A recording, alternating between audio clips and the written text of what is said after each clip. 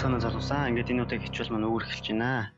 За энэ удаагийн хичээл дээр бүгдээрээ за цэснүүдийн талаар болон цэснүүдэд ямар хэрэгтэй чухал командууд байдаг вэ гэдэг талаар үздэсгэе. За ингээд хамгийн эхлээд edit цэснээс бүгдээрээ эхлэе. За edit цэсэнд бол бидний хамгийн хөргөн хэрэглэгддэг командууд бол fill болон stroke гэсэн командууд байж байгаа. За тэгэхээр fill-ийг бол бид нар бараг хичээл болгон дээр үзээд байгаа гэж байгаа тийм ээ. За fill гэхлээр одоо өнгө дүүргэж байгаа. За shift F5 гээд за ямар нэгэн сонгосон хэсгээр бол өнгө дүүргэж байгаа. За тэгэхээр бүгдээрээ fill гээд өнгө дүүргэхдээ бид нар одоо өмнөх хичээл дээр blend mode буюу одоо нэвт харагдалтын өнгөний одоо төрлийн талаар үзсэн. За тэгэхээр одоо бүгдээрээ нэвт харагдалтын өнгөтэйгээр ямар нэгэн байдлаар өнгө дүүргэхдээ бас шууд тохируулаад өнгө дүүргэх боломжтой байх нэ.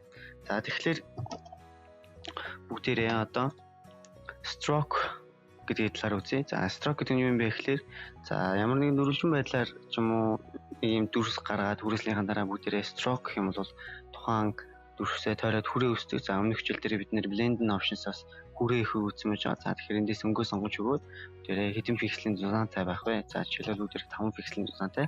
За цаанд ирэхээр 2 тийшээгээ томрно гэж байгаа. Энэ сайд гэх юм бол чаа цадлмал гадагшаа гэж байгаа.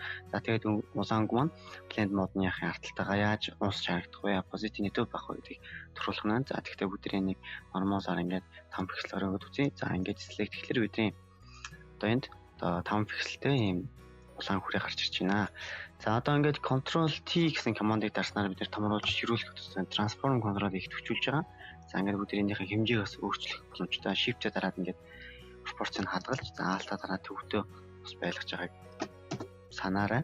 За ингээд edit-снээс за edit-сэнд мөн бид нэр мянга хэрэглэгдэх юм уу альсвал ер нь их тохируулахад шаардлагатай байж болох зүйлс гэвэл keyboard-ын shortcut байж байгаа. За жишээлбэл бид нэр keyboard-ын shortcut-аар images за зураг ингээ эргүүлэх гэтэл заавал image рүү ороод images-нээс за image rotation за 90 градусаар ингэж эргүүлэх шаардлага гардаг. За магадгүй юм эргэцэн буруу харцсан босоогоор навцсан зураг ч юм уу байгаа тохиол.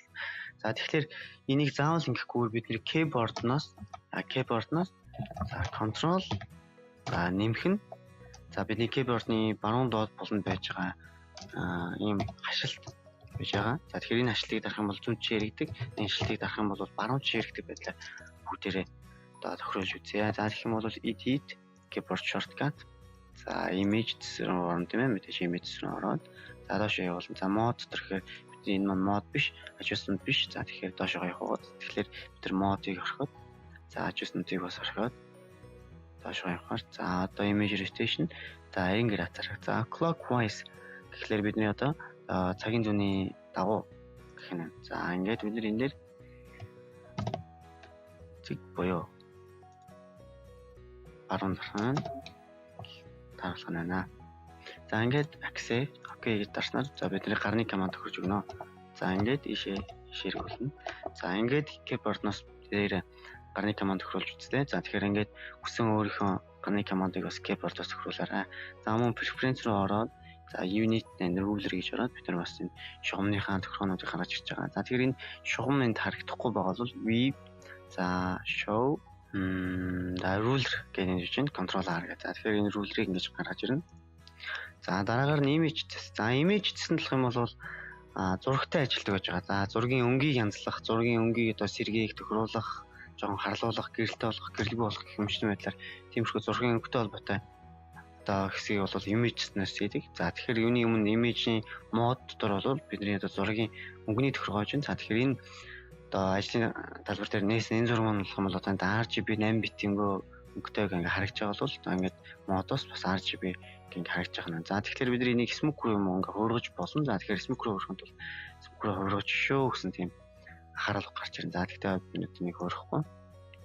За мөн бид нэр эндээс layer-ийн алж байдаг channels гэсэн хэсэг рүү ороод бид нэр RGB өнгөийг бас харж болно. За RGB өнгөний channel гэдэг нь болох юм бол за зөвхөн жишээлбэл одоо улаан өнгийг улаанууд нь одоо жишээлбэл энэ байж байгаа юм.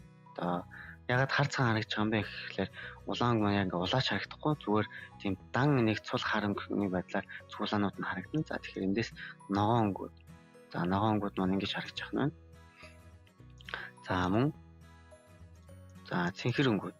За цэнхэр өнгөнүүд маань энд байж байгаа юм гэсэн байдлаар ингээ өнгөнүүдээ хааж болно. Харин бид энийг smoke руу шилжүүлчих юм бол smoke болоод хувирчин. За тэгэхээр зөвхөн хар өнгийн харах юм бол харангууд маань ерөөхдөө ийм байдалтай харагдчихээн.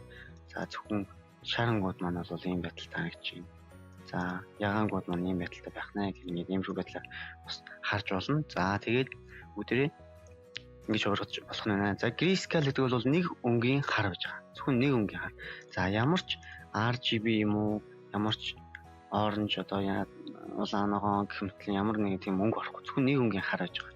За нэг өнгийн хар маань болох юм бол бид нэр одоо хэвлэлд бас нэг өнгийн хараар хэрэглэх одоо зэрэг шаардлага гардаг. За тэр үед бол grayscale болох хэрэгтэй. За жишээлбэл нэг өнгийн хараар ном хөвлж байгаа тохиол бид нар номруу зураг оруулах гэж байгаа бол одоо grayscale болгож ингээ нэг өнгийн хар болгож өгөх шаардлагатай. Тэгэхгүй бол бидний нургуун RGB гэдэг нэг өнгийн харах юм бол smoke нэг өнгийн харах юм бол бас болдгоо байж байгаа. За ингээд үйлдэл явцаад control Z. За image adjustment. За adjustments нь болох юм бол яг бидний өнгө сэргээж хандлагатай одоо командууд тохиргоонууд нь байждаг. За тэгэхээр adjustment-аас бол одоо level, curves болон hue saturation, color balance, за black and white, photo filter, за мөн selective color гэсэн энэ сонголтуудыг бол ер нь их төлхөө ашигладаг. За эдний талаар бүгдээр үзнэ. За хамгийн их brightness contrast-ыг харъя. За brightness contrast-ыг бол мараг хүмүүс мэдэх очно утсан дээрээ хүртэл одоо зургийн хандлагад brightness contrast гэж байж идэг. За brightness бол энэ тодруулж өгдөг байгаа. Тод болгож гэрэлтэй болгож өгдөг. За contrast гэх юм бол энэ юмны өнгийг хурц болгож өгдөг. Хурц одоо хардуу юмуд тий. Одоо ингэх юм бол их гоё тод зураг гарч чинь тийм ээ. За ингээд авт гэдээ дарах юм бол автоматар ямар хөө байдалтай байж болох вэ гэдгийг одоо Photoshop автоматар тохируулаад brightness contrast-ыг гаргаж ирдэг байгаа. За тэгэхээр авт бол нэг иймэрхүү байдалтай brightness-ыг contrast ингээд тааруулж өгсөн байна. За cancel тийм. За image adjustment-аас за level-ийг үзье. За level гэдэг нь юу юм бэ гэхээр зургийн одоо аль хэсэгт ямархуу зэргийн тийм өнгөний одоо хувирал хурц тод өнгө байгаа юм бэ гэдгийг одоо харж байгаа нь. За тэгэхээр за level маань болох юм бол доошлох тусмаа одоо их харалж тодорж ирдэг болвол за дээшлэх тусмаа цайлдаг байна. За гэхдээ зургийн одоо жишээлбэл энэ хэсгээр илүү их за жишээлбэл зөвхөн ногоон өнгөний хувьд харах юм бол ногоон өнгө маань энэ хэсгээр илүү байна гэж харагдаж байна. За тэгэхээр ногоон өнгийг доошлуулах юм бол ингээ илүү хурцлагдах нь. За цэнхэр өнгө, улаан өнгө гэдэг ингэж бас тохируулж болох нь. За мөн бид нар RGB буюу шууд RGB өнгөн дээр нь бас ажиллаж болно. Бүх өнгөнүүдийн гэж жоохон тодруулах гэх мэтлэн янзлах зүйлсүүдийг хийж болно. За мөн нийтийнхэн цайрлалт, харалтын өнгийг бас ингэж тохируулж өгч болно. За ингэж бас level-ээр бид нар ажиллах юм бол бас өнгийг бас гоё тохируулах боломжтой байж байгаа. За image adjustment, за curves. За curves гэдэг нь болох юм бол шугам байдлаар нийцэд өнгийг тохируулждаг. За бид нэр level-ээр бол энэ өссөн энэ графикийг одоо нааш чааш нь тодруулжсэн бол одоо curves-аар болох юм бол бид шууд нийцэд бүх өнгийг тодруулаад бүх өнгийг цайруулж байгаа. За тэгэхээр эндээс бас өнгөө сонгож өгөөд өнгийг нийцэд нь бас улаалгын нийт нь одоо улааны бас бууруулъя гэх мэт байдлаар ингэж өнгийг ингэж ажилтдаг байгаа. За мөн одоо жишээлбэл цэнхэр өнгийг жоохон нэмээ, цэнхэр өнгийг жоохон хасъя гэх мэтлэн байдлаар. За ийм шугам байдлаар нийцэд нь янзалж өгдөг байгаа. За adjustment-аас за exposure. За exposure гэдэг бол гэрэл байж байгаа. Зургийн гэрэл. Тэгэхээр гэрэл багтаа жоохон харанхуйд гарсан зургийг бол exposure руу ороод exposure гэсэн гэрлийг жоохон нэмжих юм бол илүү тийм тод гэрэлтэй одоо зураг болох нэ.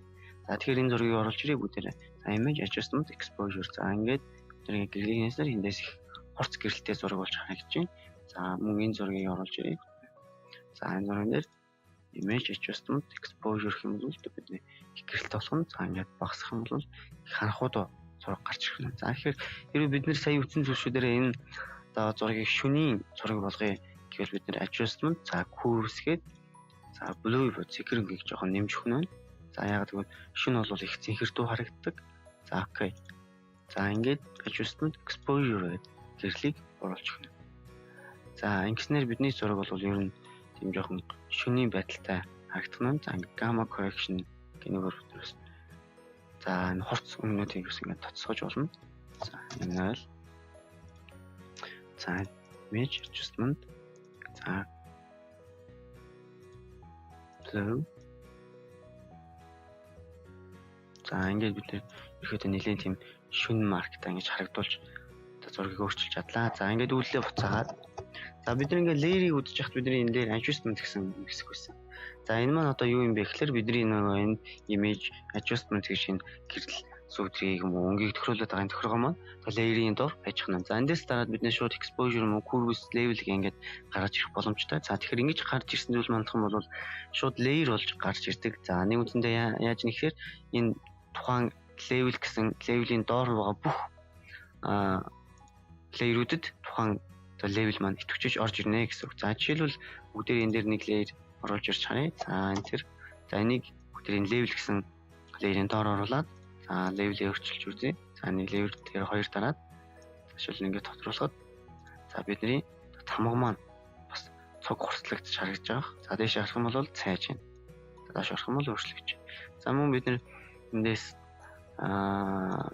за curve-ээсээ за level-ээсээ бид жишээлбэл зөвхөн ногоон өнгийг одоо ингэж нэмж хурцлж өгье. Басгаж өгье. За мөн зөвхөн улаан өнгийг тодруулж өгье. За тэгэхээр бидний одоо тамгын сан тавьж гарч байгаа. Яг тэгвэл бидний энд level гэсэн adjustment-ийн доор байж байгаа учраас. За ийм байх нь. За одоо бүгдээрээ hue saturation гэдэг одоо сонголтын талаар үзье. Өнгөцдөг. За hue saturation гэдэг маань hue saturation lightness гэсэн байж байгаа. За hue гэдэг маань бол өнгийг ерөнхийд нь өөрчилдөг. За saturation нь болохоор одоо өнгийг илүү тодруулж өгч хувцалдаг бол saturation-ыг бууруулах юм бол бас өнгө маань одоо буурч хар цагаан харагддаг гэж байгаа. За lightness болох юм бол одоо тодорхой байж байгаа. За одоо бүгдээрээ туршиж үзэж харъя. За энэ зурган дээр ихэд бидний хэрвээ hue-г өөрчлөх юм бол нийт өнгө маань шууд өөрчлөгдөн гэсэн үг. За иймэрхүү байдлаар ингэж өөрчлөгдөх нь байна. За мөн saturation-ыг хэрвээ бид нэр доош нь болгох юм бол өнгө хар цагаан дуулна. За хэрвээ нэмэх юм бол saturation ихсэх нь байна.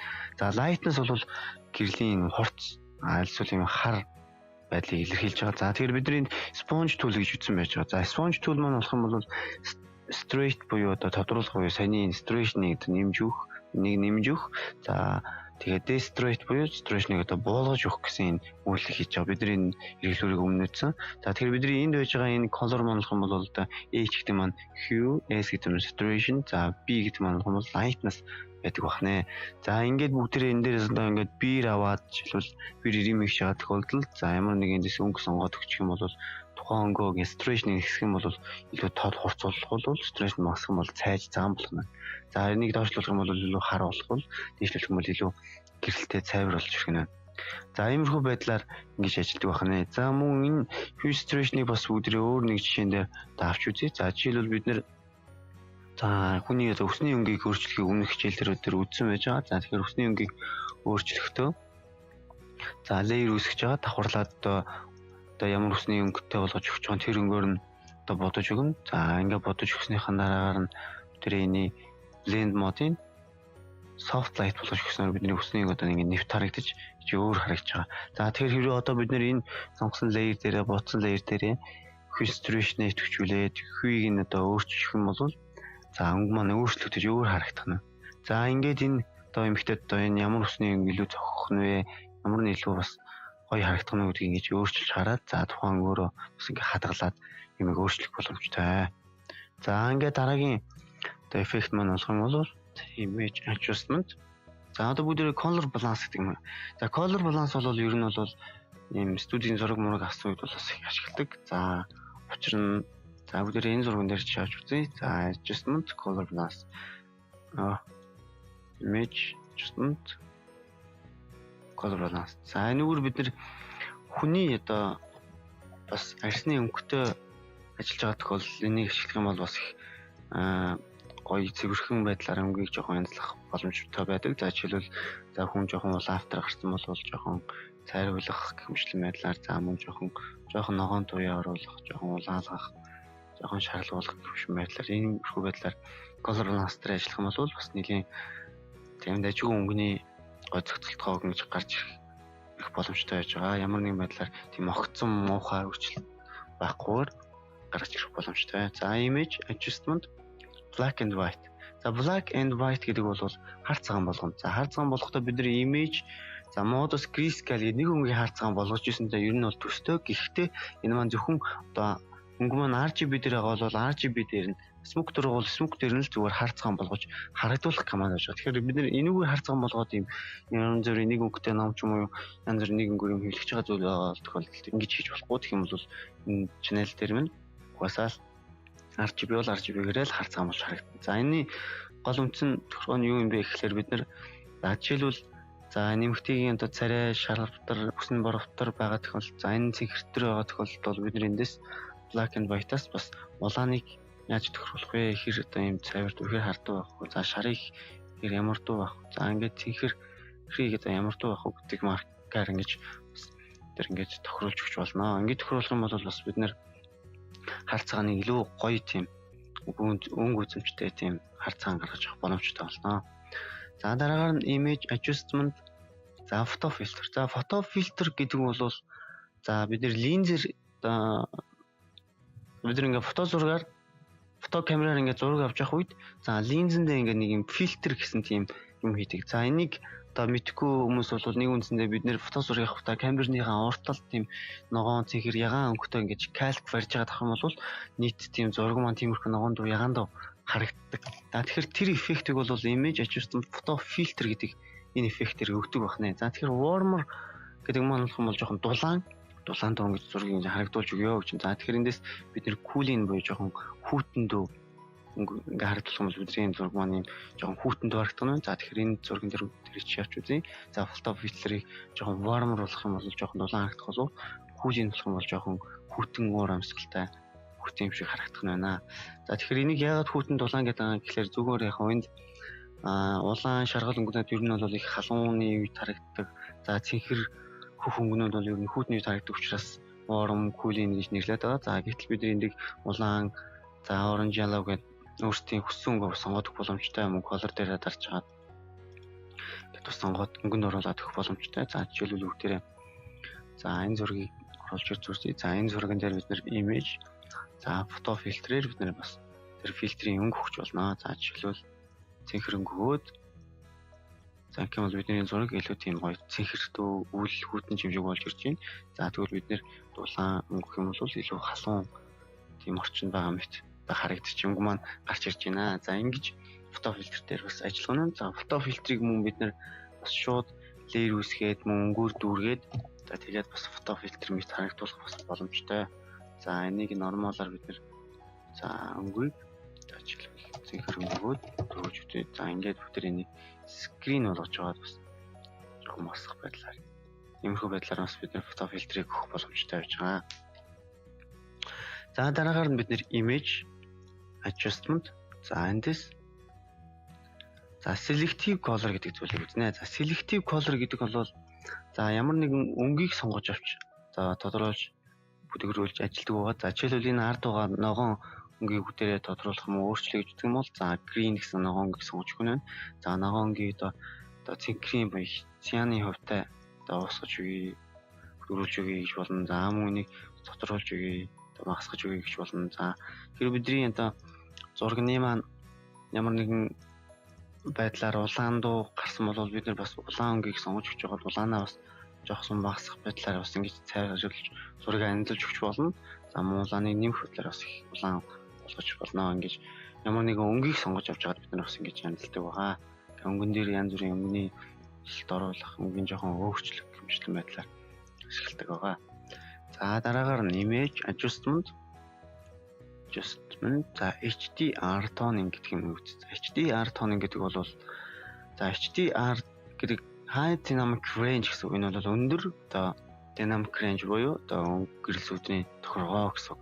Тэгэхээр энийг одоо авахын тулд фото зурагчин хүмүүс бол нэг гэрэлтэй, нэг дундаж, нэг гэрэл багтаа зураг авчиж одоо тохируулдаг болвол за бид нэр эндээс бас Photoshop бас энэ dynamic range-ийн тохиргоог өгөөд бас ийм өндөр dynamic range-тэй юм зургийг бас гаргаж ирэх боломжтой болсон байгаа. За гэхдээ энэ бол бас бид нэр өндөр dynamic range-тэй яг зураг авсныг бас тодорхой хэмжээгээр гүйцэхгүй. Гэхдээ бас бид нэр энэгээр нэг тиймэрхүү тийм авсан зургийг бас гаргаж ирэх боломжтой болно. За жишээлбэл image HDR toning. За ингээд эндээс бас шууд preset-ээс бид нэр сонгоод тохируулаад өгөх боломжтой. За ингээд иймэрхүү байдлаар нэлээд тийм гоёмсог тийм хурц харагдаж байна. За exposure гэрэлтүүлгийг баг зэрэг багасгаад гаммагийн жоохон бас багасгаад үгүй. За нэмээд үгүй. Тэгэхээр их тод харагдаж байгаа. За ингэж бид нэр их хурц тод гоё зургийг ингэж бүтээж болох нэ. Ийм сайвар муу зургаас бол.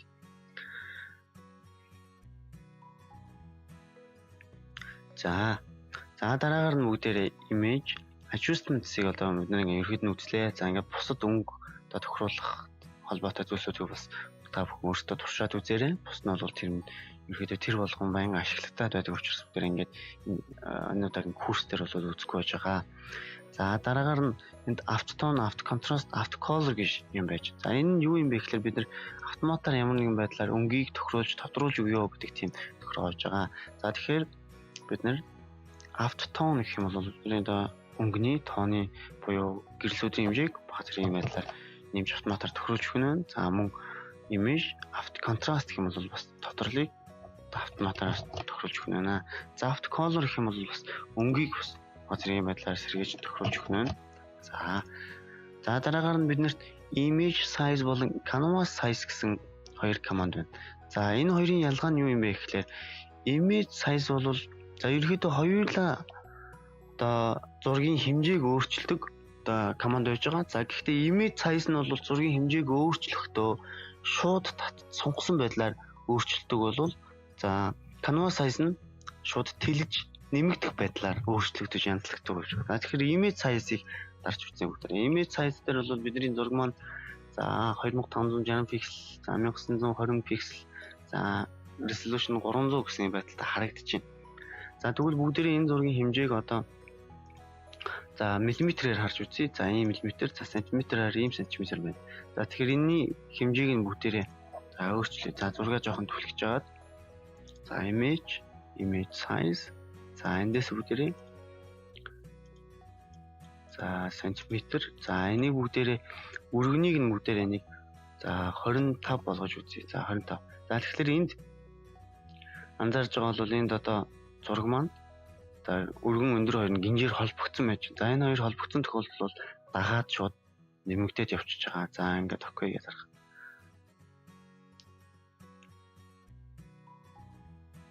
За зургийн хэмжээ шууд өөрөө томоор нэмэгдэж байгааг анзаарсан баг. За тэгвэл одоо бүгдээрээ canvas size-ыг хараа. За canvas size-аас бүгдээрээ сантиметр. За энийг 25 болоход энэ бол шууд дагаж хамт явдаг байгаа. За тэгэхээр энийг бүгдээрээ бас 20 ч юм уу нэмээд үзье. За ингэхлээр зураг маань шууд гадна тал руугаа ингэж тэлэгдэж харагдчих. За тэгэхээр image size бол шууд хэмжээг нь одоо татаа томруулж байгаа бол canvas size бол хэмжээ ингэж нэмж өгнө. За тэгвэл бүгдээрээ хасъя. За тэгэхээр сая яагаад ногоон харагдаж байгаа вэ гэхээр бид background-ыг маань ногоон сонгоцсон учраас ногоон харагдаж байна. За image size. За одоо бүгдээрээ хасаж үзье. За энийг чөлөө бүгдээрээ 5 болгож үзэх юм бол маш жижиг болоод шууд хуурчиж байна. За тэгвэл canvas size-аар бүгдээрээ энийг сантиметрийг нь 5 болгоод үзье. За тэгэхээр таригдах жишөө гэж байна. За энийг нь бас бүгдээрээ 7 ч юм уу болгочихъя. За окей. За тэгэхээр шууд зургийн маань хэмжээ шууд өмнөх нь ингээд тэлэгдээд гадна чиш нэмэгдчихсэн бол энэ шууд хасагдчихж байна. Үндсэндээ бид энэ тайрах хэрэглүүрээр зураг тайрчж байгаатай адилхан байж байна. За тэгэхээр ийм ялгаатай байх нэ. Canvas size болон image size хоёр нь.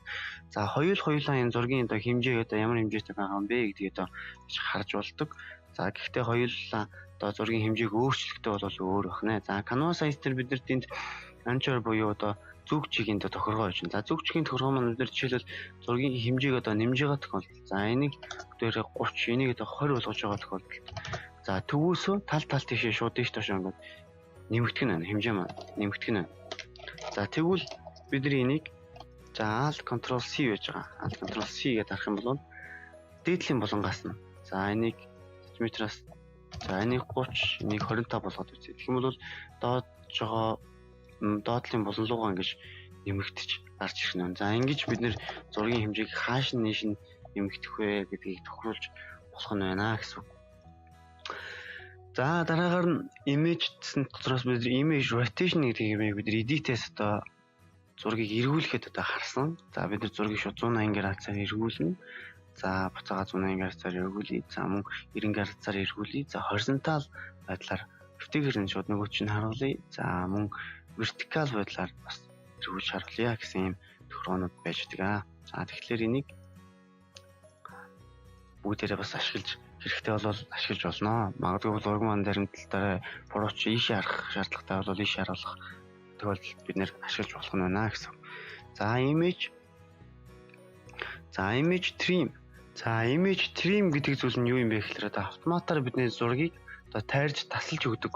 За команд байгаа. За тэгэхээр энийг автоматар тайрж таслахад бол бид нэр эхлээд ямар нэгэн байдлаар зургаа одоо сонгож идэвхжүүлэх хэрэгтэй. За жишээлбэл энд одоо ингэж гэх юм уу. За ингээд бид нэр select inverse гээд за background-аас нь арилгах чи төвчийг нь арилгаад delete дараа тусдагч. За тэгэхээр бидний энэ дээр хоосон зай гарч байна. Тэгэхээр энийг автоматар шууд таслахад бол trim гэж ороод transparented pixels буюу энэ хоосон байгаануудыг арилгая. За top left гэдэг нь болохоор за дээд болон зүүн талаас, за bottom right гэдэг нь доод болон баруун талаас асаад арилгая гэж. За тэгэхээр тэр шууд transparented буюу аль талынх нь нэвт харагдж байгаанууд юм арилгая гэх юм бол одоо шууд тулаад бид нэг ингээ устчих нь байна. За ингээд бид нар зургийг мэдрээ автоматар одоо image trim маань ажиллах байна. За control alt z дүүлдээ control d гээд select-тэй идэхгүй болгоё.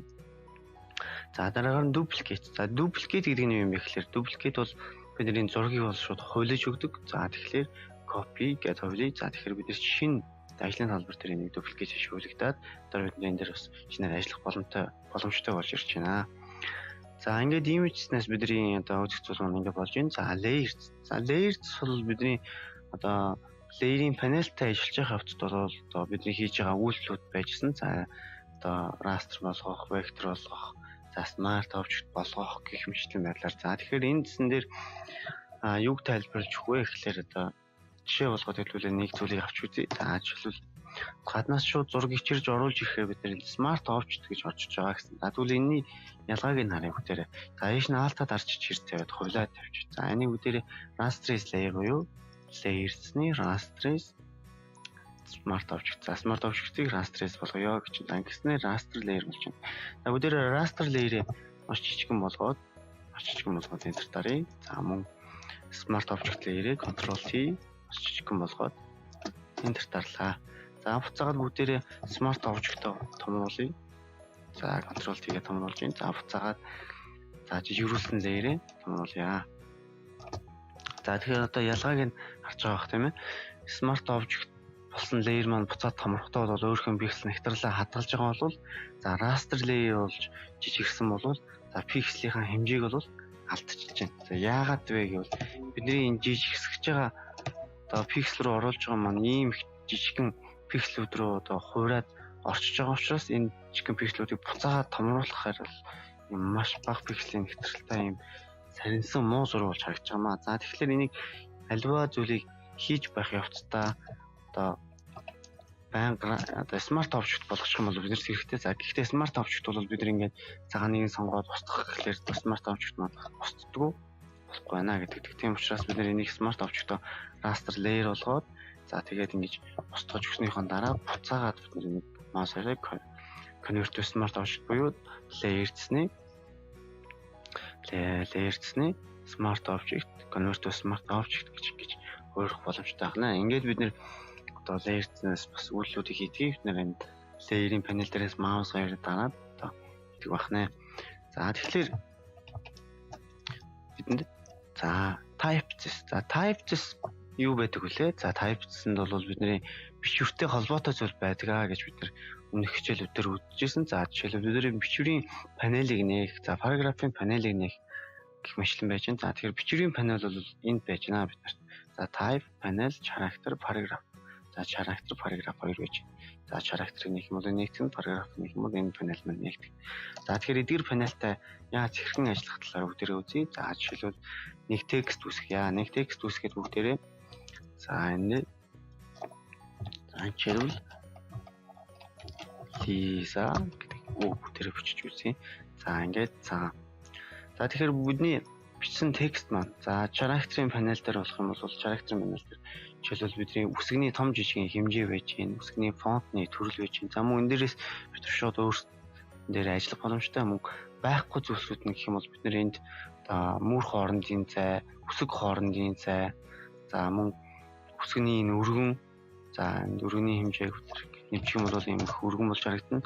За өндрийн хэмжээ бас ийм сунцсан байдлаар өргөн болж харагдана. За мөн за жишээлбэл энэ үсгний дээшгээ өргөгдөх хэмжээ гэж байж гин. За мөн үсгний өнгөнийг дандис тохируулж өгч болох юм. За үсэг маань энэ боолд хоо ямар хоо гэдгийг тохируулж байна. За италик юу дали болох уу? За бүх үсэг нь том болох уу? За үсэг нь юм том жижиг хэмжээтэй харагдах уу? За үсэг нь одоо зэрэг болох уу? За мөн үсэг нь доороо орох уу? За доогуур зураастай байрлах уу? За доогуур зураас, за дундуур зураас орох уу гэдэг зүйлсүүдийг мөн тохируулж өгдөг байна. За мөн бусад бас үсгний энэ тохиолгонууд байж байгаа. За мөн бид нэр параграфаас бид нэр параграфын тохиолгоо гэж болно. За жишээлбэл бүгдийн за маусаараа зураад бичвэрчээ маш жижиг хэмжээтэй бичвэрийг бүгдээрээ бичиж үзье. За тэгэхээр за copy paste гэж үзье.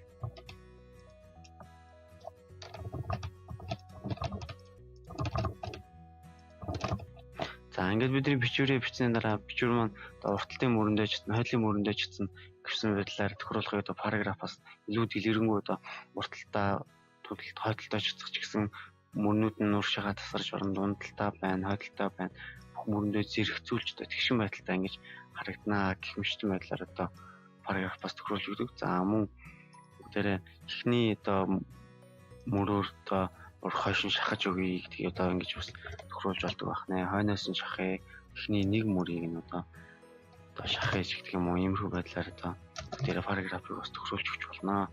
За ингээд character paragraph гэсэн хоёр панелаас иймэрхүү тохиолгоо хийдэг байна. За мөн одоо type гэснээс за panel glyphs гэдэг бүгдээ панелыг нээж үзье. За glyphs гэдэг панел нь бидний одоо бичвэр дээр байдгүй янз бүрийн тийм фонтуудын тохиолгоонууд, за фонтууд маань энэ дээр байж идэг. За жишээлбэл биднэрт магадгүй янз бүрийн одоо математикийн үйлдэлүүд томьёонууд гарч ирэхэд байлаа гэж бодоход математикийн язгуур хэмжлэн зүйлсүүд одоо гарч ирэхэд хэцүү. За тэгэх юмд бол math symbols гэж ороод бид эндээс одоо ийм язгуур за хоёр дараад гаргаад ирнэ. За язгуур болгон ийм за их багын хэмжээ хэмжлэн хуваах, тэнцвүүгийн тэмдэг. За мөн эндээс currency буюу одоо тэмдэглэгээ нь долларын тэмдэглэгээ. За ингээд иймэрхүү байдлаар гаргаж ирж болох юм байна. За ингээд эднэрийг бол та бүхэн бас туршиж үзээд янз бүрийн тэмдэглэгээ хэрэгтэй бол эндээс хараад хийж үзээрэй. За ийм бахна. За ингээд type гэснээс бид нэ ерөөхдөө үзүүлсэн болж байна. За бид нэр дараагийн хичээлүүд дээр энэ одоо character болон paragraph-ийн бас style гэдэг юм талаар үзнэ. За style гэдэг нь одоо нэг хэлбэрт оруулаад дараа нь шууд тэр хэлбэрээрээ бас бичих боломжтой болгож өгдөг тийм стилийн төрөл байдаг. За тэрийг дараагийн хичээлээр бүгдээр үзнэ. За select. За select нь бидний select холбоотой командуудын үйлдэлүүд байдгийг үзсэн. За жишээлбэл select-лж авсны дараа select-наас deselect гэж идэхгүй болгон. За select all бүгдийг ингээд томоор нэтгчүүлнэ. За select anywhere гэж эргүүлж исэн.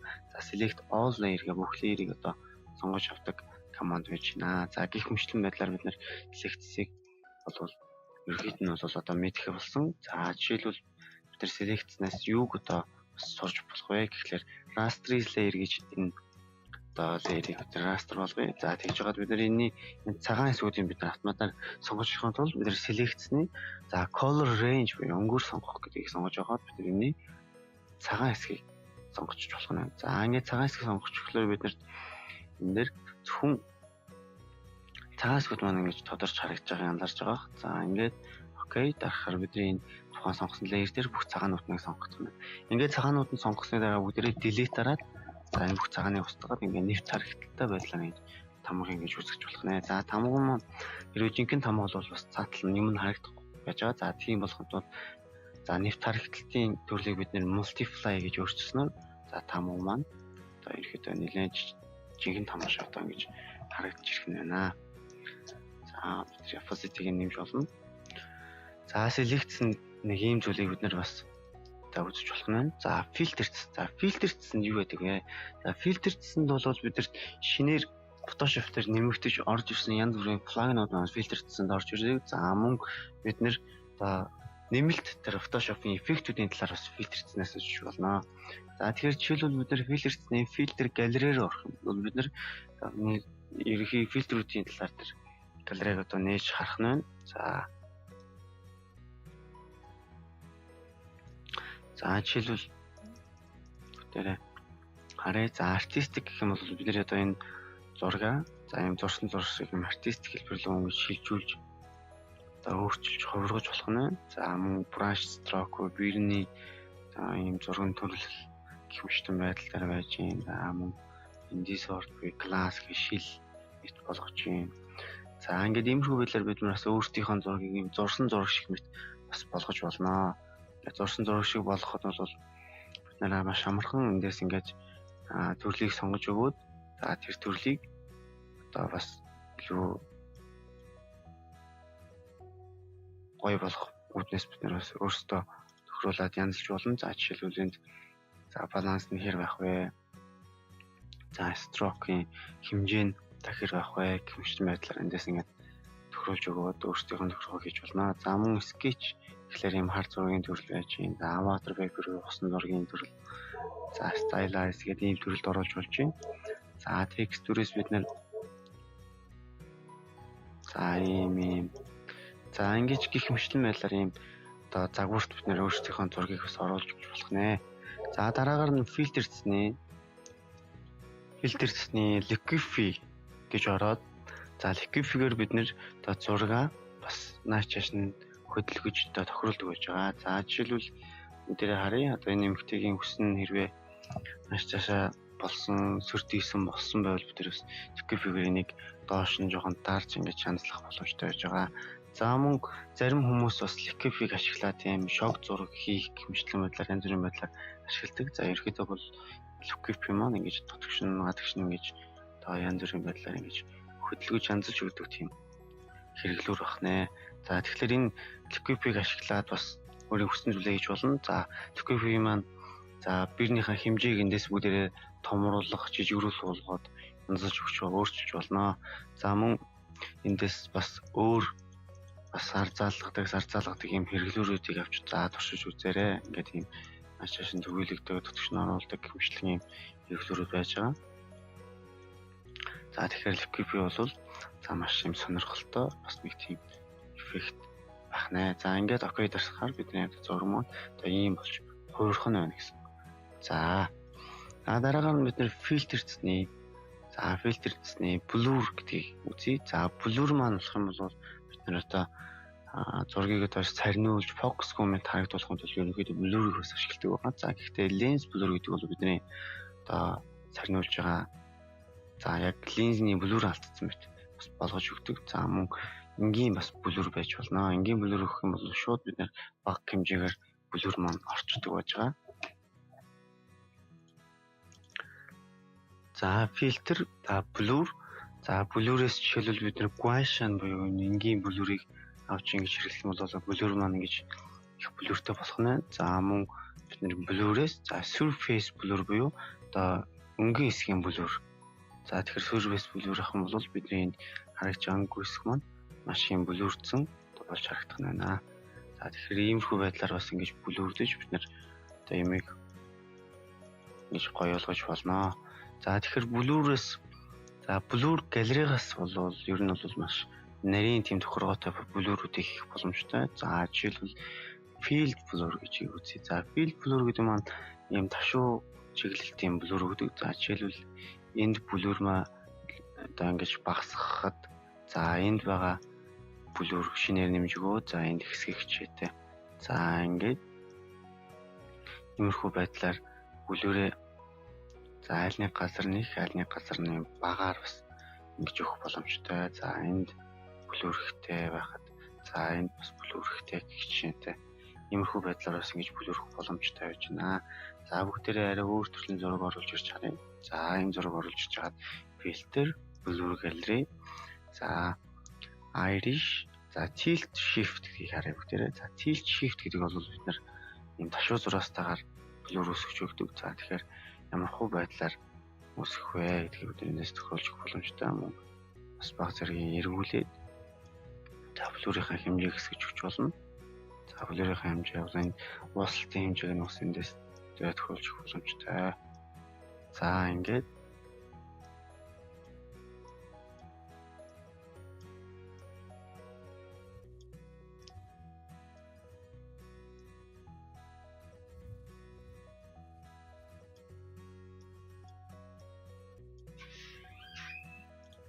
за тэгэхээр ингээд окей дарснаар за бидний одоо blur effect маань ингэж орох нь байна. За тэгэхээр нэг иймэрхүү юм эффекттэй бас зүйлсүүд та бүхэн одоо урд нь харж ирсэн баг. За тэгэхээр ингэж өгдөг байна. За мөн filter blur gallery за irish гэж бас бүтээр өгч болно. Irish-ийг за ингэж шилбэр хэмжээгээ бид нэр тохиолж өгөөд за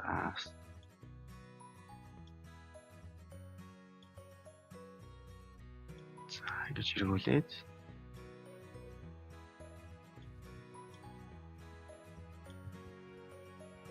за ингээд окей дарснаар бидний Irish blur маань бас ингэж орох нь байна.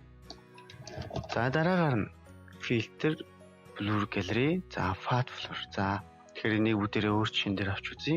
За fat за тэгэхээр за нэг ийм машин байна. За тэгэхээр ийм машиныг за магадгүй энэ машин ч юм уу за энэ машиныг дээр нэг явж байгаа мэт харагдуулъя. За тэгэхээр за blur gallery за эхлээд за blur gallery за spin blur. За энэ бол ийм тойрог хэлбэртэй blurдэг. За тэгэхээр энийг бүгдээ нэг дугуун дээр тааруулж өгөөд за хэмжээг нь багасгаж өгөөд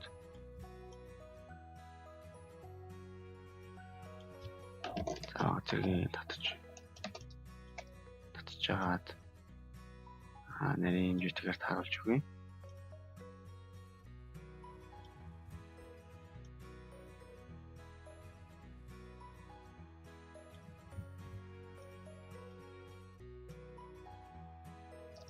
За харж байгаа тийм ээ одоо энэ дугуй маань эргэж байгаа юм шиг болж байна.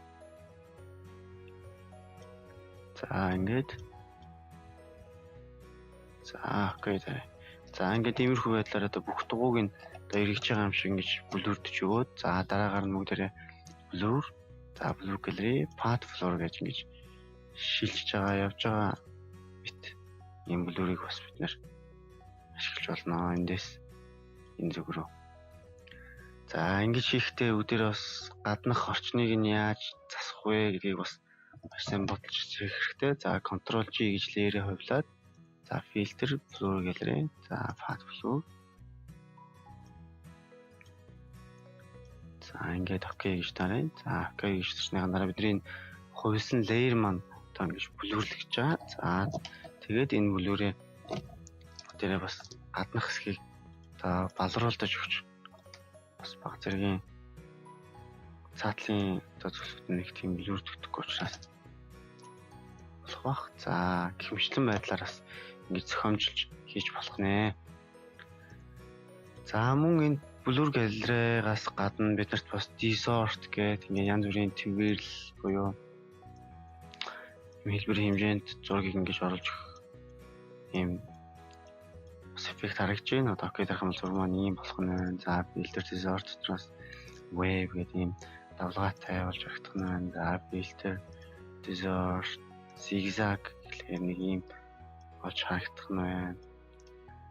За гэх мэтлэн байдлаар ингээ blur gallery-г бас их харж одоо туршиж үзээрэй. Дотор янз бүрийн тийм төсөд байж байгаа. За эндээс мөн lens flare гэдэг юм гэрэл гаргаж өгч болно. За гэрлийн хэмжээг нь эндээс нэмье.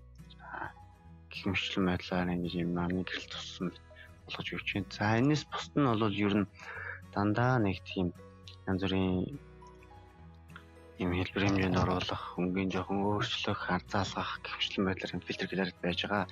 За мөн гаднаас шинээр бас эффектүүд бас нэмж суулгах боломжтой. За тухайн эффектүүдээ суулгах зарчмын дагуу суулгаарай. Янз бүрийн зүйлсүүд нь янз янзын тийм арга замаар суулгах байдаг. За ингээд 3D гэсэн одоо Тэс маань бол чинь за 3D гэдэг цэцгийг бүгдээрээ тийм энгийн байдлаар товчхон үзье. За тэгэхээр 3D гэдэг цэц бол ерөнхийдөө бол тийм 3D буюу бит хэлбэрийн тийм юм үүсгэхэд одоо бид нэр ашигладаг. За тэгэхээр ийм бүрдүргий.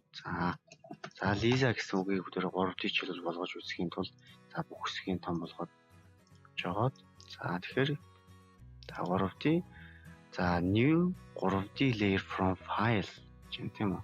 За тэгэхээр new extrusion from selected layer сонгосон layer-ээс үүсгье.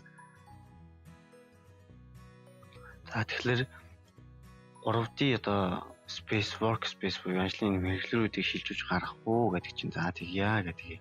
Тэгэхээр бидний хэрэглэрүүд маань за 3D-ийн төрөл рүү орж гарч ирэх нэ.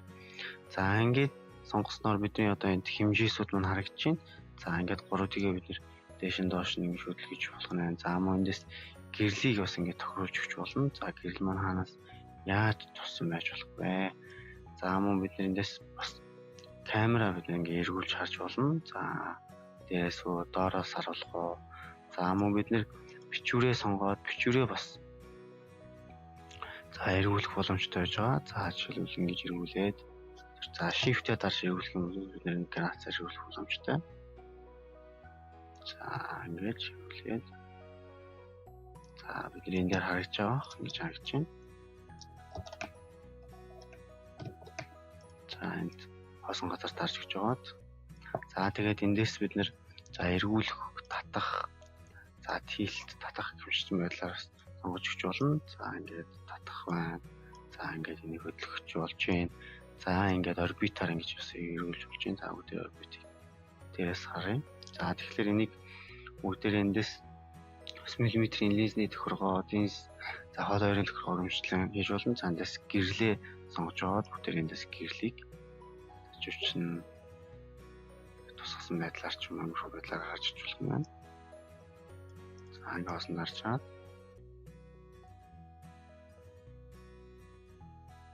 за иймэрхүү байдлаар за тэгээ бүгдээр энд за 3D-ийн лейерүүд бас ингэж гарч ирдэг. За энэ дээр одоо юу оруулах вэ? Шинээр одоо тойрог үүсгэх үү, үгээсэх үү гэх мэт байдлаар байдаг.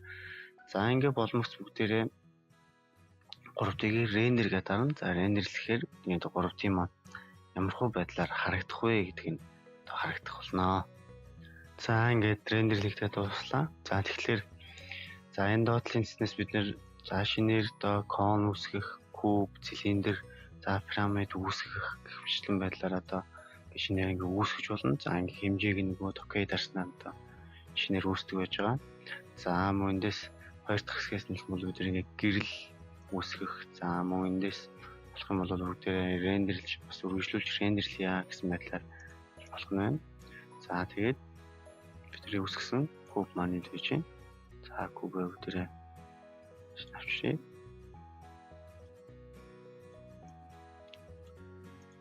За иймэрхүү байдлаар за тэр хэсэг дангаараа салаад ирсэн байна.